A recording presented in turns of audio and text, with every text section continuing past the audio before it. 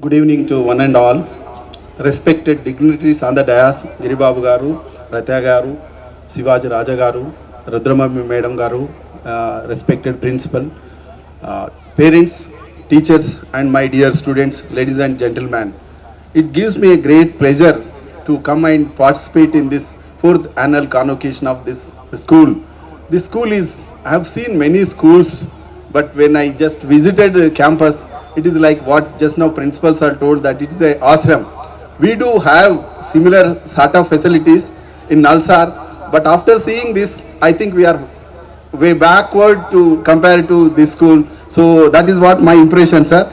I feel delighted to be a part of this great annual day function. So today, if you look at education has become a commodity, education has become a business sort of thing. But Rataya Garu given a new dimension, new definition to the education. He is giving education to the maybe thousands and I don't know, say lakhs of people, best of the education, world class education, education with the values, education with moral, ethical values that is lacking most of the educational institutions today, sir. After seeing you, I heard you about a lot. To say about you, like if say something about you, it's like a జగమేలిన బ్రాహ్మణి ముందు జంజమేల అన్నట్లు మీ గురించి మేము చెప్పడం I don't think it is the right thing but whole Andhra Pradesh and Telangana know about your commitment towards the education value education. Again I am telling you, let me congratulate today all students, parents here, because you are part of this institution. Though this institution was started way back in 3-4 years, this is the fourth annual day, sir. In building institution 4 years is a very short time, but I think you achieved more than what supposed to or what you deserve. That's why I once again congratulate the visionary chairperson Rataya Garu, vice chairperson Rudramadevi Garu, staff for putting up a excellent infrastructure with all facilities including sports, curricular, extracurricular activities, all these things, sir. I once again congratulate you all. Dear students, today I have to speak about, what is going to happen in the we are living in a 21st century. You all know 19th century belongs to Europe, 20th century belongs to America, 21st century is Asian century. When I say Asian century, you all know that who are the countries permanent in the Asian context. It is India and China. Sometimes our honorable Prime Minister Modi Garu says it is the Indian century. 21st century is Indian century. That's why he is talking about make in India, made in India, digitally, all these things. Not only this 21st century of Indian century, but this is the youngest nation in the world. 15 years to 59 years, we have 800 million people. This is the great asset to any country. That's why we always say that we are going to supply manpower to the global society. Of course, we have proved certain fields, particularly information technology, science, engineering fields. But we are lacking that commitment, that sort of legal luminaries. So maybe I request Rataya Saru, though he has produced, scientists, engineers, doctors and all. Of course, some of your students part of Nalsar also, sir. But why don't you think establishing a law college or law university, because it is very much need of the hour. Legal education in India is, standards are very poor. To look into this, actually, we started in India a new initiative. That initiative is starting the law universities. Sir, this is the first time in the world creating a university, law university for single discipline. That experiment we did in India way back in 1988, starting with the National Law School, Bangalore, and followed by Nalsar in 1998.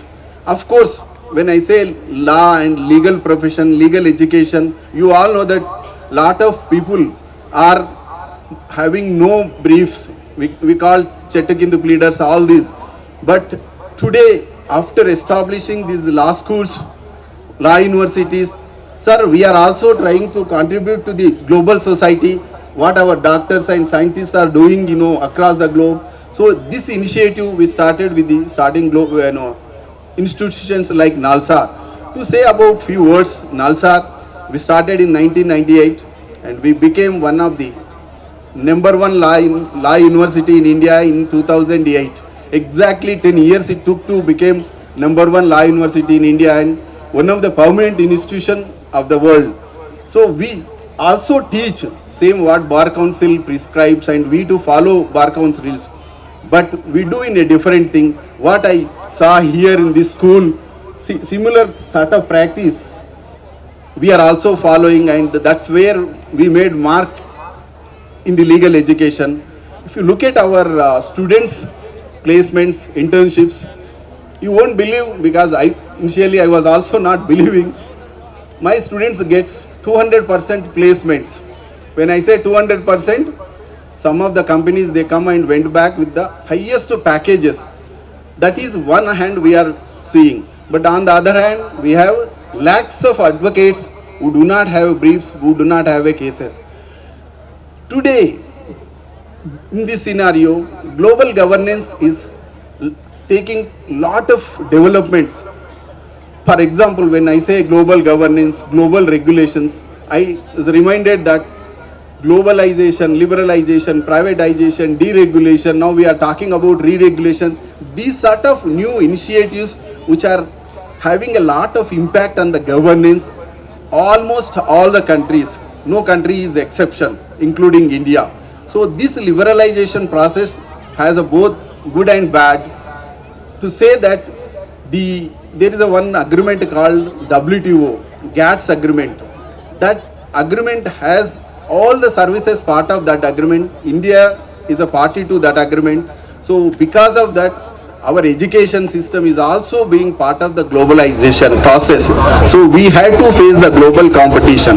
If we had to face the global competition, what we had to do? We had to have a standard set part with the global best institutions. So that is where the merit comes. That is where talent comes. Today mantra is perform or perish. If you don't perform, you are not going to success anything. If you perform, sky is the limit. I can say there are areas which are untouched. For example, I'll give where I am from. Aviation, if you take civil aviation, aerospace industry or defense industry.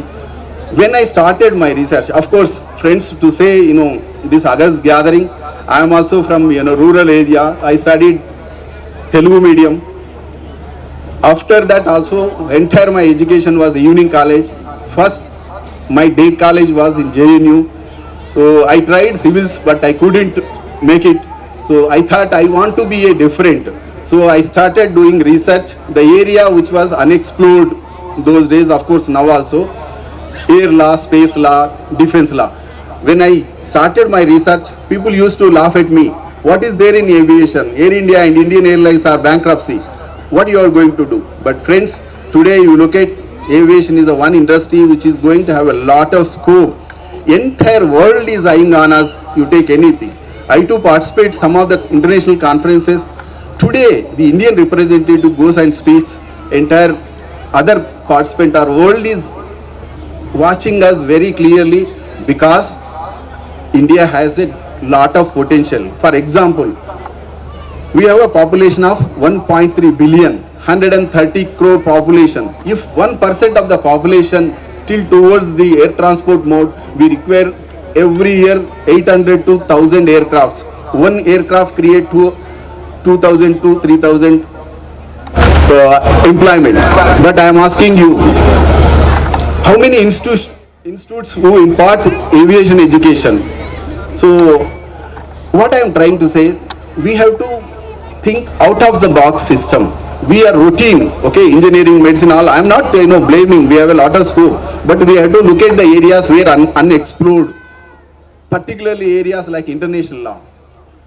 If you ask me a question, sir, could you name one Indian international lawyer who is advocating, who is arguing our case in the International Court of Justice or WTO adjudication.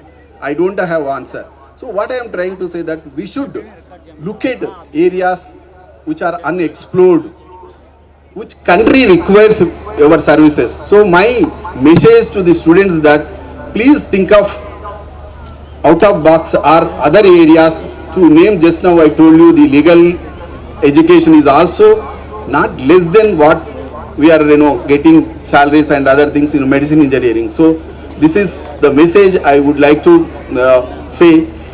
I also once again I request all parents.